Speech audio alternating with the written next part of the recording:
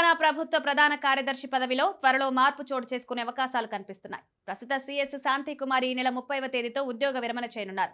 దీంతో ఆమె స్థానంలో కొత్త సీఎస్ ఎవరు అనేది అధికార వర్గాల్లో ఆసక్తికరంగా మారింది. కొత్త సీఎస్ ఎంపిక కోసం పలువురు సీనియర్ ఐఏఎస్ అధికారులు పేర్లు పరిశీలనలో ఉన్నట్లు సమాచారం. ముఖ్యంగా స్పెషల్ సీఎస్లుగా ఉన్న జయేష్ రంజన్, రామకృష్ణారావు, వికాస్ రాజ్, శశాంక్ గోయల్ వంటి ప్రముఖుల పేర్లు ముందంజలో ఉన్నాయి. వీరంతా ప్రభుత్వ విధానాల్లో కీలకంగా వ్యవహరించిన అథారిటీలుగా గుర్తింపు పొందారు. ప్రత్యేకించి ఫైనాన్స్ స్పెషల్ సీఎస్ రామకృష్ణారావు పేరు అధికార వర్గాల్లో ఎక్కువగా వినిపిస్తోంది.